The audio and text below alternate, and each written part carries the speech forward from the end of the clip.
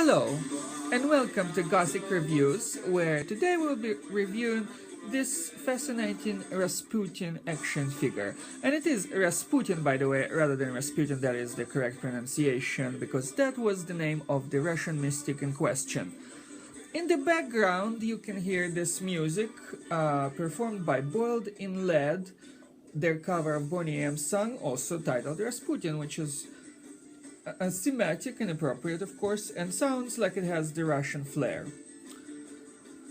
Now, you might know about Rasputin himself as the historical character, how he had this influence on the Tsar Nicholas II, and he participated in certain historical events. People consider him maybe responsible for deficiencies of World War I on the Russian side, for bad influence on the Empress Alexandra Fedorovna, the wife of the Tsar. But what I'm interested the most was the rumors about his dark occult powers, his faith healing of those times, equivalent to the way Christian faith healers try to heal their subjects, and a very interesting character who is somehow popular with the ladies, seems to have magnetic powers of sorts, where he affects men and women alike, where he can, supposedly, according to rumors, escape death. And evidently I was not the only one who was interested in his past, in the historical accuracy, in the fictional possibilities of inspiration, because Disney produced this movie in 1997 called Anastasia, based on a real-life daughter of Tsar Nicholas, Anastasia, who was a princess, and we all believed in Russia that she was dead, but rumors came out that she somehow survived, and this whole fictional remaking of history was portrayed really well in the movie. But enough about the movie for now, because here we have the character based on it, Grigorii Efimovich Rasputин, and here he is shown in his robes. In the movie itself, he is shown as a sorcerer, and here you can see him in his characteristic pose, where his hands are spread wide, his arms are spread, as if he is about to cast a spell. In fact, the only thing that is movable on him are his arms, and here's that gesture that signifies his ability to cast a spell, which is how I imagine him working and how the creators of the movie Anastasia imagined him as well. And his features are very detailed. To my mind, this version of Rasputin is well developed, other than his robes and his beard that is done old style and is reminiscent of the old style Russian faith mystics who split apart from the new ways of Christianity and still had somewhat of a paganish, not precisely pagan, but paganish flair to them and their abilities.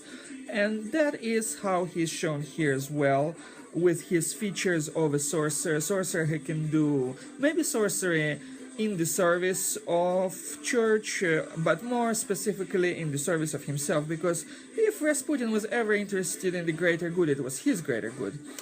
So the figure here has those robes, the beard, as was appropriate for the time. The forehead is well accentuated, the eyes are set apart, often in cinematic representation that could represent evil, and I think the creators of the Anastasia version also believed that he would be the evil, and they made him the antagonist of that movie. So his eyes are set apart. But there was some historical truth to that as well, because his eyes were said to exert a magnetic influence where they bore deep into you and make you do certain things, whether you like them or not. So again, I think that both the movie and this figure are portrayed realistically. It doesn't move very much, so it has somewhat of a static feature, but it seems to be very much compensated by the sorcerer's aspects that are so well developed. Even his ritual tools are supplied, where he has this green potion vial type of thing where he could pour and concoct a potion. I doubt he really did do much with brews. I think his magic was more psychological in historical accuracy, but the movie version does not subscribe to it, and those attributes do look very nice on him all throughout. So here I'm showing you his different angles. His hands appear to feature different shades of color, as is his forehead, slightly brownish grayish, sort of almost demonic, and I think the movie believed, the creators of the movie supported that version, that he was semi-demonic. And the rumors about him did ascribe him several supernatural powers, just that he was human with such powers, not a demonic one. But that is a minor difference, and his development is very nice. And aside from him, in the movie he also had this adorable little companion by the name of Bartok, who is a demon. Here you can see him. He has sort of features reminiscent of a bat, big wings, widely spread claws, and he can fly. And here I'm showing him in flight. And I'm going to show you his back. You can see that his wings are very well developed indeed. And so is his tail. And the two of them look really appealing together. Interesting to me that Rasputin himself is portrayed with darker green colors, where the bat is contrasted to him with lighter green colors, and it seems like they work together as a team, which is appropriate because in the movie Anastasia they made this Bartok character to be minion or companion to the sorcerer Rasputin, and they did work indeed as a couple.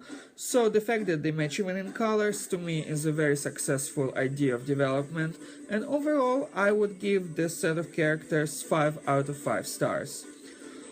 So this has been the review of Anastasia's based character Grigorii Rasputin and his companion Bartok. Thank you for watching us. We're Gothic Reviews. If you like what you saw just now, please subscribe, share and like us, and thank you for watching.